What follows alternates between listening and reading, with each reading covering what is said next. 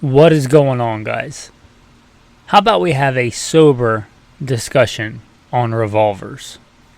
It's a big topic. It's an entire genre of handguns, but kind of a sober topic focused on what they actually are and what they are not, what they are very good at, what they are not so good at, some of their strengths, some of their weaknesses, and why perhaps I should shift my view on revolvers. If that interests you, stay tuned to Gunfighter Life, the podcast where we talk about guns, gunfighting, tactics, ballistics, the right way, with Almighty God at the center, Judeo-Christian values, and real-world, first-hand experience.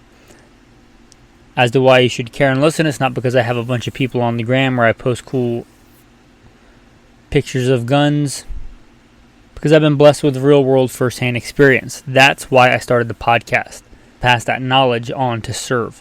For that reason, as to why you should care, I put in the bio. I'm going to put in a rapid-fire version today. If while you're listening you could like, subscribe, leave a review. Or if you've heard it before, while you're reaching down to fast forward, hit the like, subscribe, and leave a review. Blessed to have served in the military, law enforcement, combat veteran, private contractor, competition shooter, lifelong hunter, guide. Blessed by God that He got me through all those things so I could share this firsthand training, knowledge, experience with you to serve you today. Let's dive into the podcast. Now, I really like revolvers. The first handgun I ever bought with my own money was a revolver. I was literally just outside dry firing with it today. When I was in the Marine Corps, they obviously issued me a sidearm. A lot of infantry actually doesn't get issued sidearms. I was one of the guys that did. I had a more specialized role. I got issued a handgun.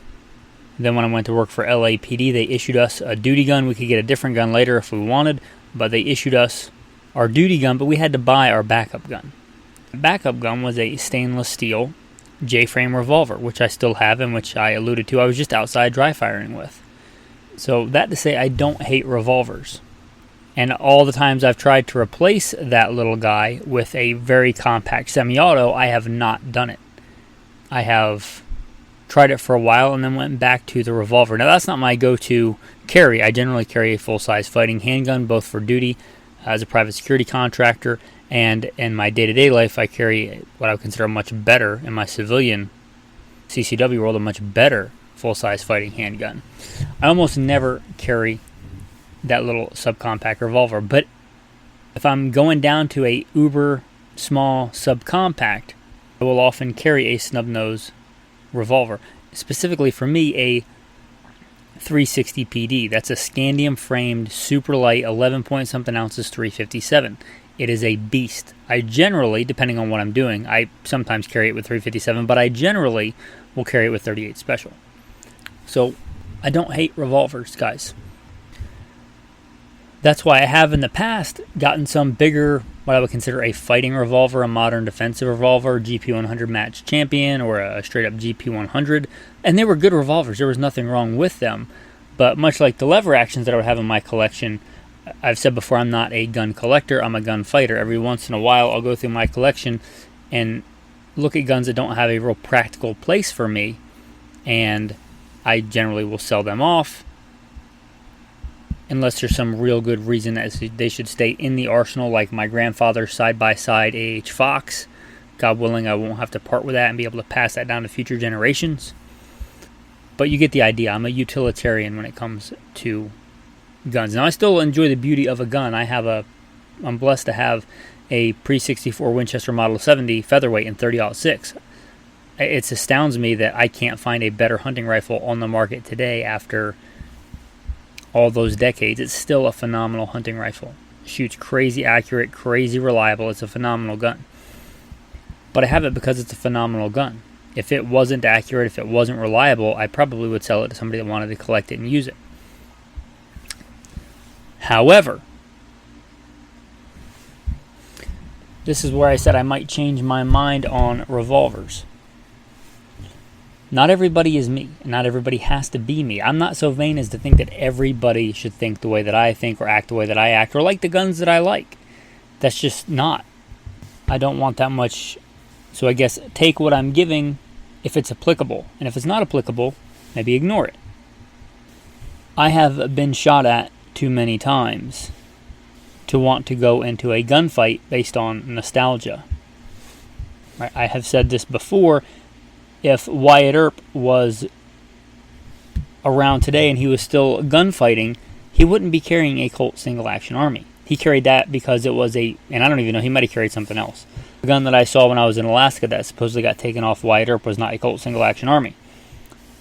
However, he carried a good gun for the time. He carried pretty good, proven, but right on the cusp of being very modern technology for his day. This is obviously to take it to the ridiculous, but Wyatt Earp didn't care what looked cool when he posted it on the gram, or what was posted about him 100 years later. As far as what guns and kit he had, he needed to stay alive. From what I understand, he was a big fan of the shotgun and a pretty big fan of decent size fighting revolvers. That was the best there was pretty much at that time. I have said this before, or something akin to it. If you're getting into a violent altercation where the other person is trying to kill you, they're not going to give you a handicap because you want to run old school technology. They're not going to be like, oh, I see you got a wheel gun there, I will give you a half-second head start. It doesn't work like that. They're not going to be like, oh, I see you only have 6 shots in that wheel gun and you're out, so I'm just going to take a breather, let me go order a latte, hit me up when you're ready to fight again. It's not how that works. And that's generally how I view what I carry. Right? I want what's really good. I generally carry a full-size fighting handgun because of shootability, because of many other factors, the ability to train with it affordably. But not everybody's like that. Some people, and I hope it continues this way in the future, the majority of people that conceal carry will never use their firearm in a violent encounter ever. That's fantastic. That's fantastic. So maybe they don't have that motivator. They've never been shot. They've never been shot at. They've never seen a buddy get shot right beside them. They've never gone to war with a good buddy and seen him not come home. And I hope it stays that way. So that may be not a big motivating factor for many people that conceal carry. So again, I'm telling you that's not a good reason is not really valid if it's a good reason for you. If you really love revolvers and you're going to carry that revolver and train with that revolver, go shoot I-Corps with that revolver because you love revolvers. Although you may know logically that, I'm just going to throw out a random HKVP9. That's not even what I carry. But even though you may know logically that's a better gun if you get into a fight for your life for most situations, you're just not going to, you don't care about it. It's plastic. It's striker fire. You don't care. You're not going to train with it. You're not going to shoot it. So that is a valid motivator for a lot of people. And again, I'm not so vain as to think that everybody should be like me and be like, did you dry fire today with your full-size fighting handgun? Because you know you should. That's not a proper motivator for many people. So being well-versed, being acquainted with, having a relationship with your go-to fighting handgun or revolver is exponentially more important than an extra 2 rounds in the magazine or even an extra 10 rounds in the magazine, in my opinion. Or the weight or the girth or many other things. If that gets you training and gets you carrying, that's great. You don't have to be like me. I would rather have you next to me in a gunfight if you had a medium to large frame revolver that you trained with, shot with, practiced your reloads with, went and shot competition with, took a tactical class, and yes, they still do tactical classes for revolvers. Read and practice. The book that I have somewhere around here is Defending Yourself, I think, with a Stub-Nose Revolver. You read that, you put it in a practical application, right? And you're going to carry your 3-inch Colt Python, and you're mostly going to carry it and train with it because you love Walking Dead, and Rick is just somebody you really think is super cool, and you like his gun, and you're going to carry that gun, and you're going to train with that gun. I'd rather have you by my side than if you carried the VP9 and didn't shoot it, didn't train with it. Maybe you took it to the range once when you first got it, and then you put it in your glove box because you don't want to carry a plastic Fantastic. Valid. But that is going to, even though it doesn't make logical sense, it makes sense for you. So absolutely, if you want to rock out with your medium to large frame revolver and you're going to carry it and you're going to train with it, that is good. That's an important thing. More important than the capacity of your gun. Now, I am talking about if it's your primary carry, just like I'm big on you carrying a full-size fighting handgun, I am for you carrying a full-size, meaning a medium frame to large frame defensive revolver. I view the little J frames, which again, I carry sometimes. I view those as not a great everyday carry. I view those as like, you can have that or nothing. I view those in the same breath that I view, and probably a little bit better, which is why I haven't switched to one of those little baby #MeToo LCPs, or any number of the very small 380s, like a Car 380 or the Kel-Tec P380. I view them in that lens. And when you get down that small, they have some real advantages. But I'm talking about if it's your primary carry, a full-size defensive revolver. Again, medium frame, and Smith & Wesson, kind of a lot of people know the K frame, the L frame. That's the size I'm talking about, something like a Colt Python size. I would say at least 6 rounds of 38 Special 357. Now, 38 Special 357 are interchangeable. That's one of the big advantages of the revolver. I said I wanted to mention their strengths and their weaknesses. Since you, with your trigger finger, or your thumb if you're going to cock the hammer, which I wouldn't say you'd never do in a gunfight, but it's rare. Generally, you pull the trigger and it rotates a cylinder. And as long as that cylinder rotates, you don't get any interference. It should not matter whether that 38 Special is 90 grains and barely clears the front of the gun, goes an inch and then drops to the ground like some cartoon. Or if you got the hottest, stoutest 180 grain hard cast screaming out of the end of that barrel. It matters as far as what's going to happen on the target, but it doesn't matter as far as how good that revolver is going to work. It'll work just fine.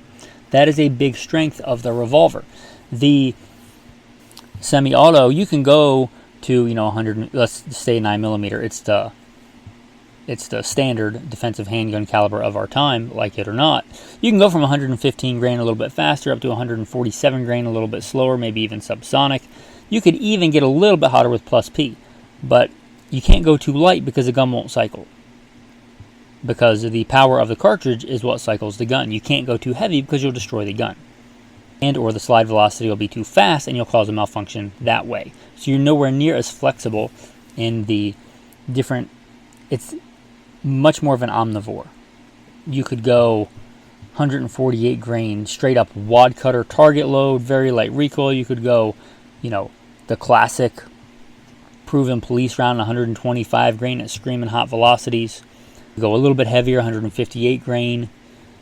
You could go down to 110 grain. Those are somewhat popular, or they were when major law enforcement agencies were using 357 Magnum. There's also the 38 Special Plus P, which is the hotter loaded, as it might suggest. Plus P, a little bit hotter loaded than your standard 38 Special, which is what I generally recommend in smaller revolvers. Now, one of the big advantages of moving up to the bigger revolver is you get more weight, you get more grip. Generally, it's going to handle that recoil unless you get some weird anomaly where part of the gun digs into your hand or something, which can happen with revolvers. It's going to be a lot more controllable. A decent-sized 357 Magnum loaded with pretty hot 357 Magnums is not crazy uncontrollable in a full-size defensive revolver. That is a big strength. One of the other big strengths is contact shots.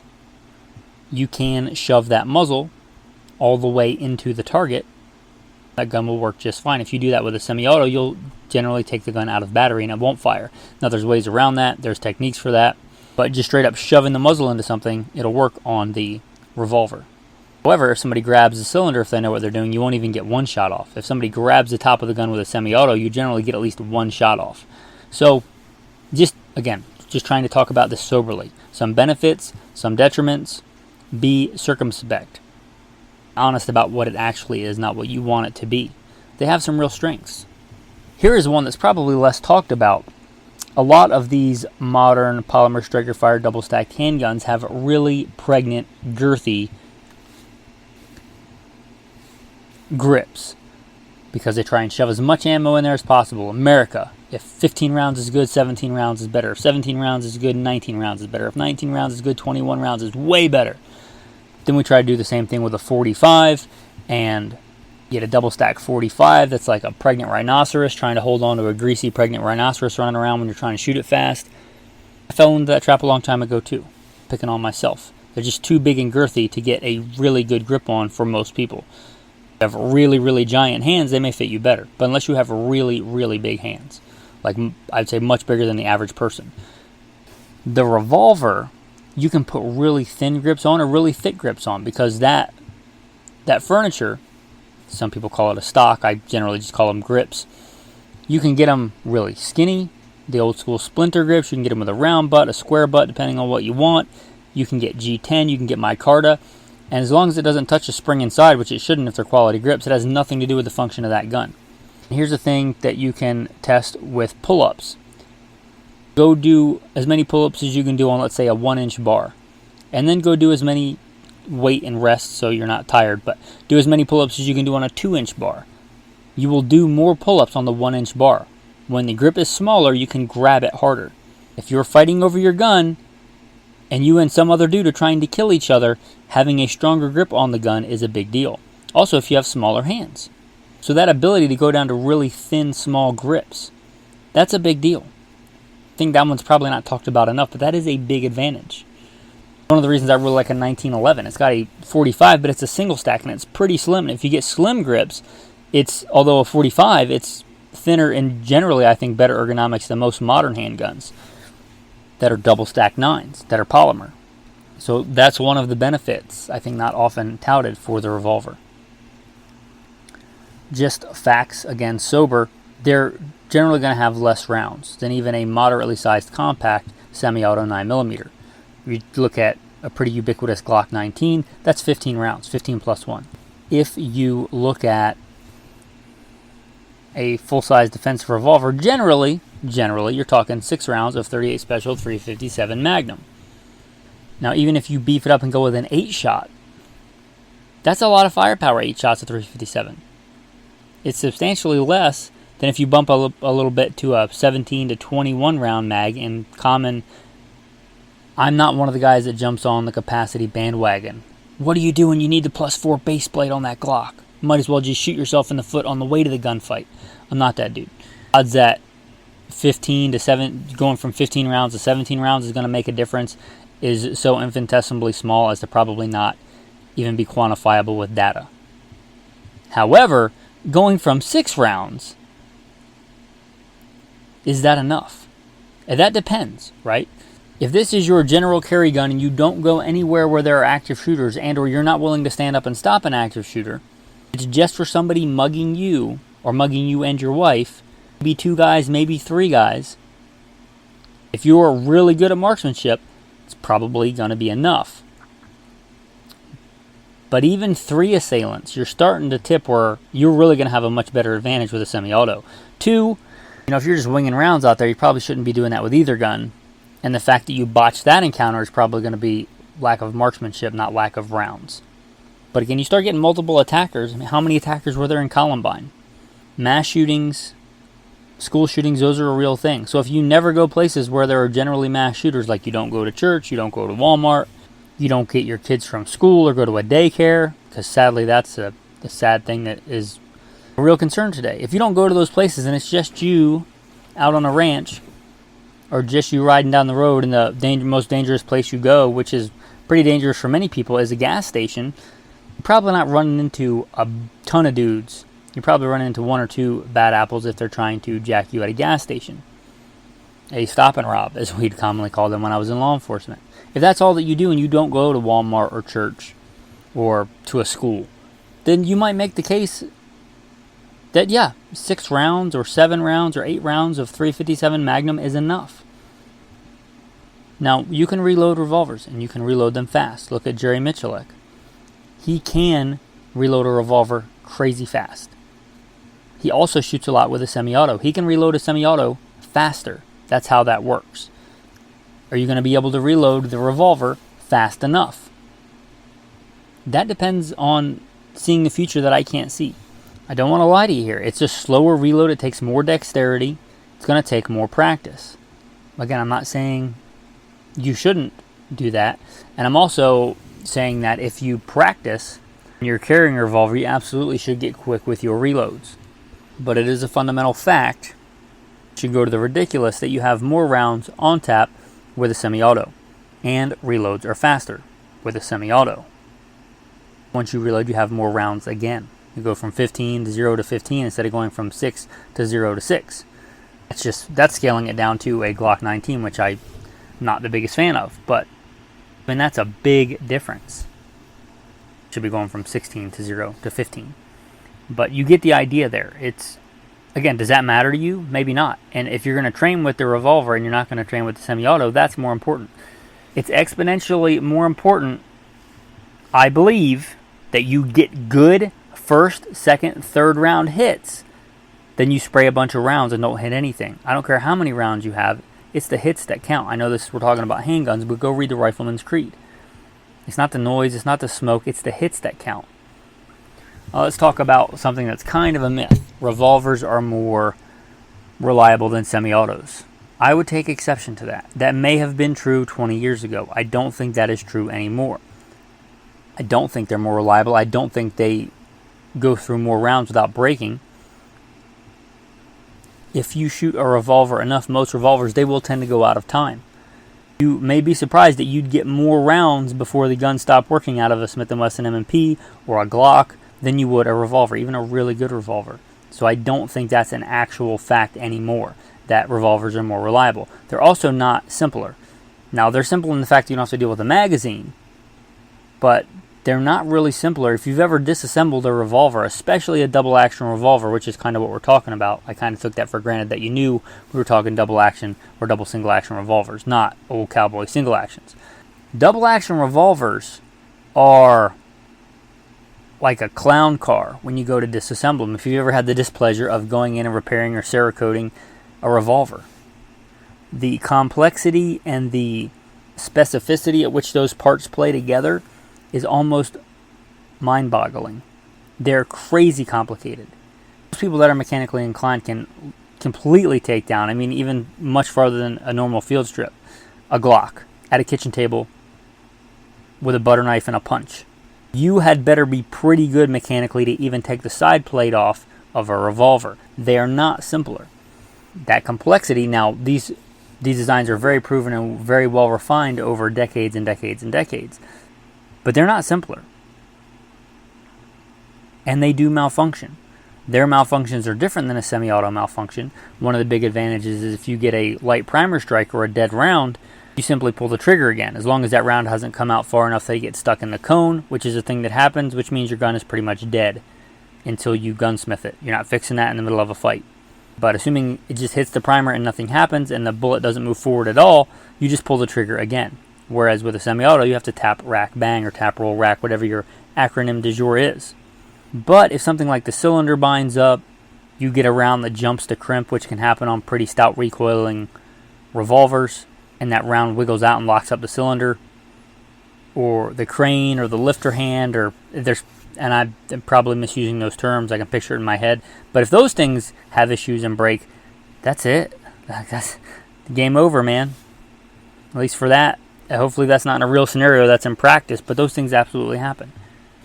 So they do malfunction, they just malfunction in different ways. Now, one of the advantages you could say is that the malfunctions, they're less due to ammo sensitivity, except for like the jumping the crimp thing that we talked about. Again, if you get really light loads or you get fairly heavy loads, they should all work in your gun just fine. Now, they're probably not going to shoot same point of aim, point of impact. But in an ammo shortage, that's a big benefit to being more of an omnivore. If you're listening to this and you're old enough to own a handgun, you've lived through a couple ammo shortages. Another big advantage is you can travel with them as much as you could travel with a handgun. I'm not aware of any state that bans common defensive revolvers. You could just take your normal gun and get 10 round mags if you're going to somewhere that'll let you carry, and the 10 round mag is a felony, and maybe them not recognizing your permit is a misdemeanor. You do your own research on that. Still going to be faster and have more ammo with a 10 or 11 reload 10 than a 6 reload 6 or an 8 reload 8. just how math works, and the reload itself is going to be faster. But the thing of I've just got this one medium-sized revolver, or I have got a few of similar medium-sized revolvers, and I'm just going to travel with them. Sometimes I got to go see my in-laws in New York, do whatever I got to do to make it legal. Sometimes I go fly out to go to after parties in North Hollywood. I'm just making stuff up. You got to put it in a separate lock container with your ammo separate, but you can have a handgun with you. Now, you could do it with some semi-autos, but pretty much any revolver. So that's kind of a good deal where you can travel with it. Now let's talk about triggers. For most things, for most defensive drills and stuff, you're going to be shooting this gun double action. Now, a light trigger does not mean it's a good trigger, and a heavy trigger does not mean it's a bad trigger. I will take a heavy, really good, smooth, linear trigger with a clean break for a really light, mushy garbage trigger, a Glock trigger, in general. But double action revolvers, especially not competition ones, but ones for carry where they're going to drop the hammer hard enough, reliably, for like a defensive use, generally they're going to have longer, heavier triggers. I'd still say it's probably a better trigger than a garbage semi-auto, but it's probably worse than a really good semi-auto, hence like a single action. That's what I prefer to carry, a single action only semi-auto. Hammer back, safety on. Like a 1911, like a SIG 226 single action only. That's a better trigger, and it's a better trigger every single time. So, does it have a better trigger? It depends on what you're comparing it to, but you can absolutely, just to be sober about this, you can get a much better trigger and a much better trigger pull every time if you go to a single action only semi-automatic. Now, most people go with polymer striker fires, I think largely due to cost, but can get a better trigger pretty much every single time with a semi-auto. That's just a real thing. Not that you can't shoot a revolver well, you absolutely can. Some people like the comforting aspect of a long, heavy trigger. I didn't say bad trigger, but a long, heavy trigger. Some people like that. They prefer a long, heavy double action trigger with no safety to a single action trigger that's light and crisp and delicious with a safety. Again, that's up to you. I'm not even going to say that's worse or better. It's just different, right? I'm trying to be circumspect and sober about judging these. And since we brought up cost, let's go there. Let's go down that road. A good revolver is not cheap. They are not cheap. Even some of the budget brands, I was looking at like a new Taurus Raging something. It was like $800 or $900. That's not cheap. That's a Taurus. Taurus have gotten really good, but that's an expensive gun. You can get a lot of semi-auto for $800 or $900.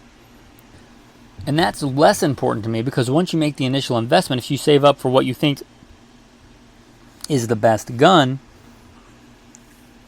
it is what it is, right? If it's a one-time purchase, whether it's a $500 gun or a $2,000 gun, once you've made it, God willing, you'll have it, and that is what it is. Ammunition is a different story. If you think about semi-autos as running on just regular unleaded, and you think of your revolver as running on premium, it's going to cost you more unless you reload. It's going to cost you more with every single shot. So if you have an ammo budget, let's say every paycheck or every other paycheck, I drop $200 on ammo. Some of it's 22, some of it's 5.56, or if you're a revolver guy, it's probably more likely 308, and some of it is handgun. You're going to be able to buy more the vast majority of the time with 9mm than you are with 38 Special and especially 357 Magnum. Now, if you reload, the cost is going to be a little bit more, not a lot more. And if you want to get into reloading, 38 Special 357 is absolutely one of the, if not the easiest common round to reload. But if you don't reload, we talked about being good with your gun. If you are dedicated to training and you've got X amount of money in dollars, you're going to get more live fire training in with the same amount of money, pretty much, with the 9mm than you are with the 38 Special 357. No, if I go to AmmoSeek, no affiliation, it's just a search engine for ammo. The cheapest, and at the time of this recording, this stuff changes all the time. They've got 9mm for 11.9 cents. Now, that's probably not 9mm that I would shoot, but I'm just going to go cheapest. 11.9 cents. If I go 38 Special, not even 357 Magnum, it's 27 cents. The cheapest I can find. That is not an insignificant difference. That's quite a bit more than double. So if I'm buying a 1,000 round case, I could buy 2 of 9mm or 1 with 38 Special. If you're just scraping up enough to be able to buy a little bit, you could, let's say, buy 2 boxes, 100 rounds to train with your 9, or 50 rounds to train with your 38 Special. Now let's talk about weight. Unless you get a Scandium gun, those are really spendy. I know because I have one. But there aren't a lot of full-size Scandium revolvers. Most of them are going to be blued or stainless steel. If you can get stainless, in my opinion, get stainless. Again, that's just me. You can disagree. You might love a nice, finely blued gun. But they're going to be heavy. They're going to be in the neighborhood of, well, let's look at a classic Smith & Wesson 6D6. Unloaded, it weighs 33.5 ounces. That's a pretty sleek, svelte one. That's why I picked it. The Combat Magnum. The Colt Python 4-inch, which is like kind of a middle-of-the-road duty-size handgun, that's a 4.5-inch barrel. It weighs 42 ounces. 42 ounces. That's a heavy gun, and you're going to be carrying it most of the time. And you may never, and I hope you don't as a civilian, I hope that nobody ever does, but it's just a thing that happens. You may never actually draw it out and use it, but you're going to be carrying it a lot if it's your go-to EDC gun. And I'm giving you unloaded weights here, but it says for the Glock 19, it says weight without magazine, 21 ounces. Weight with empty magazine, 23 ounces, compared to 42 ounces. Right? They're big, heavy guns. Now, that may be an advantage to you, and it very well may be. But remember, you got to carry it. So, again, just think soberly about it. You may decide you want to, and you may decide it's not a big deal. Carry a full-size fighting handgun that's metal on metal, and it's not light. Now, 9mm is the de facto handgun caliber of our time. I don't care who says, and I was a big caliber warrior back in the day. I actually started running with a timer and seeing and comparing. Went from a 40 to a 45 down to a 9mm, and I've pretty much hovered there except for specialty things where I sometimes will carry a 45 for a long time, long before it was a new hot trend. I can get faster follow-up hits on target. That's a real thing. That said, I do believe that a good 357 Magnum load out of a 4-inch or longer barrel is better round per round. How much better, that's debatable, but even a really good modern defensive hollow point round, I generally carry Winchester 147 Ranger T's. Those are phenomenal load. I still think a really good, let's say, Spear 135 grain 357 Magnum Velocity out of a decent sized barrel is a better load round per round. Now, I don't have anywhere near as many of them, but that's a real thing. So they're more effective round per round. Also, you generally, if you want to, you can shoot heavier bullets. Now, you can go up to 147 in a 9mm, but you can go up to 180 grain in a 357, which I sometimes will do. And you can go really far down. I don't like these big, game-changing, ultra-light, ultra-high velocity defensive rounds that are game changers that come out all the time. They're generally not, and not worth it. If you just want really light loads for somebody else to train with that's really new to handguns, a really light load, like a 90 grain light recoil, I think they actually make that load, I think Hornady makes it, out of a full-size 357, again, probably not going to shoot exactly where you're aiming, but if you just want somebody to dip their toes in the water, out of a fairly heavy revolver, it's going to be very, very pleasant to shoot. Also, one thing, the revolver in general, the cylinders are much better made than a magazine. Magazines are semi-disposable, right? You load them enough, you shoot them enough, you run and gun and drop them on the ground and step on them enough, you're going to have to replace them. Hopefully, the cylinder is pretty much going to be there for the life of the gun. So that's another thing. Now, you still have to have some way to feed the cylinder. I don't advise you to single load your rounds if it's for defense. You could do that. I suppose you could do the same thing with a semi-auto, but you could single load rounds. But you're going to need things like moon clips or speed loaders, which I'm familiar with speed loaders, not so much the moon clips, but I'm familiar with speed loaders and speed strips. The easiest ones I found to carry that work fairly well are speed strips. So, although you don't have to deal with the magazine, and the cylinder is generally much better made because it's an integral part of the gun, you still have some kind of feeding apparatus in general. So you got to consider that, but that is an advantage. That cylinder is better made than a stamped sheet metal magazine. So those are some of my thoughts, guys. I may have forgotten something. If I did, I'd love to hear a comment from you. You can always go to the Patreon page. It's not going to ask you for putting in your credit card or anything. A lot of stuff on there is for the paid patrons, but a lot of stuff on there you can just see. You can probably scroll down to a public post that everybody can see and leave a comment. If I forgot something, which I may have on this episode. Again, it's a big, broad topic. and I'm trying to be fair. Some people that really, really love revolvers will think I was too hard on them, and some people that really, really love semi-autos and think that revolvers are for FUDs will probably think that it's ridiculous to even consider a revolver in 2024. But again, I'm trying to not be wishy-washy. I'm just trying to give you relevant data so you can make your own choice. I wouldn't want to carry a revolver if I'm going anywhere where there might be an active shooter. Walmart, a school, a church. If I don't generally go to those places, and I trained with it as much as I did with a semi-auto, I wouldn't say it was a horrible choice for a defensive handgun, a full-size, medium to large frame revolver. Quick caveat, I mostly talked about 38 357. There's obviously a lot more calibers. There's a 327 Federal, 32 H&R, 45 Long Colt, 44 Magnum is getting a bit up there for a defensive handgun, but 44 Special. There's a lot of revolver cartridges, but the de facto kind of is your 38 357. With that, guys, your tactical tip of the day, if you are going to reload 38 Special 357 Magnum, that 38 Special came out in black powder days.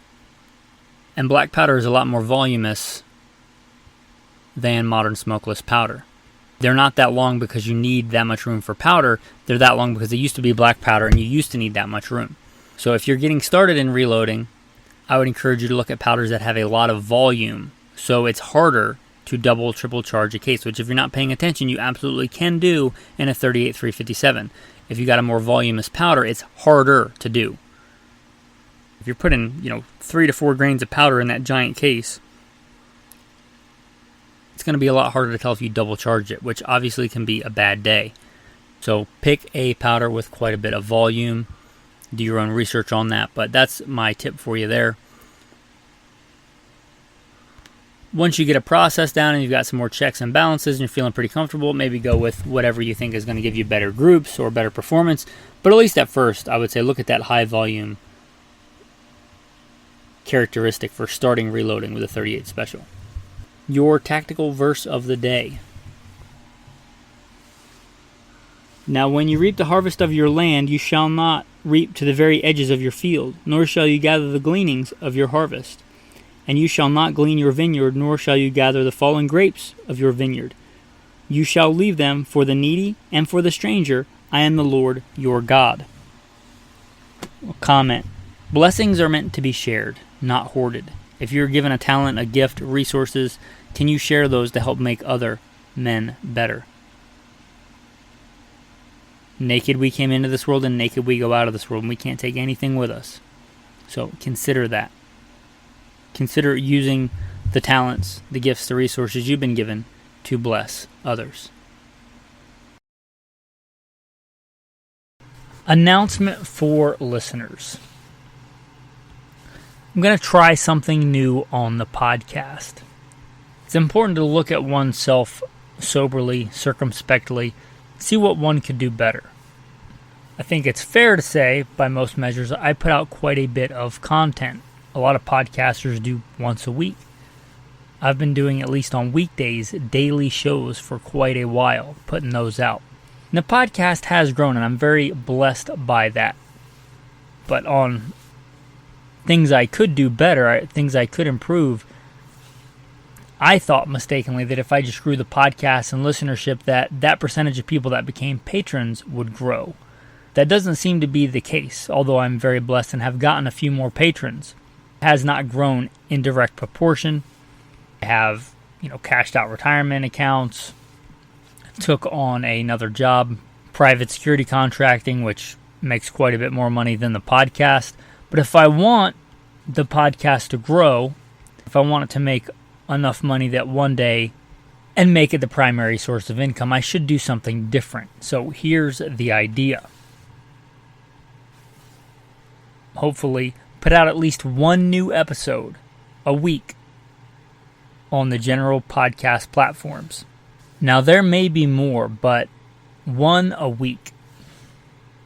Because I think there's a substantial portion out there that thinks if I can get an episode every day for free, why would I go and pay for it? Fair. So we're going to try this at least for a while and see if it helps Now, if you're a fairly new listener, there's episodes on the major podcast platforms that go back to 2019. There's a lot of content. So if you're a new listener, that shouldn't be an issue for a while. If you go back and listen to all those episodes and you want more, then hopefully you consider the podcast being worth something to you. I don't expect you to work for free. It is written, "You shall not muzzle the ox while it treads out the grain, and a laborer is worthy of his wages." I don't expect you to, fix my car for free, or I don't have grass. I live as a nomad, but if I did, I wouldn't expect you to come cut my grass for free. So if you think the podcast is worth something worth supporting, you want the greater amount of content, go to Patreon. There should be a Patreon link in the show notes. And I shouldn't assume that you know what Patreon is. Patreon is a crowdsource funding way to support somebody that you care about their content. Sign up for a monthly amount. You can sign up for $5. You can sign up for more. And you'll get access not just to the new stuff, but all the old stuff too. And there's a lot of content on there. As of the time of this recording, there's over 1,300 posts on Patreon. There's a lot of content on there that's only for patrons. Some of that is Patreon-only episodes. Some of that is, which, by the way, is commercial-free. So if you're tired of those, that might be worth a few bucks right there. Some of it is written content. Some of it is photo. Some of it is video. If you're already on Patreon, you already know about it. It's Good Shepherd Training on Patreon. You should recognize it when you see it. If you do not want to become a monthly subscriber, you don't like monthly subscriptions, there's a small subset to whom that is the case. I will put many episodes on there a la carte. There is a shop on there. You can go buy an episode. Pick and choose, like this episode looks good. You can purchase that episode and listen to it. There's other things on there as well, but if you just want an episode, if you want to see what's new, because it's been a while, or you're used to a new episode every day, go there and check out, go to Patreon. You don't have to put in your credit card or anything to check out Patreon. Click the shop button, and you can do a one-time thing if you don't want to do a monthly purchase. We're going to try that for a while, see how it works. Hopefully it drives up the number of patrons. I really hope to see you there.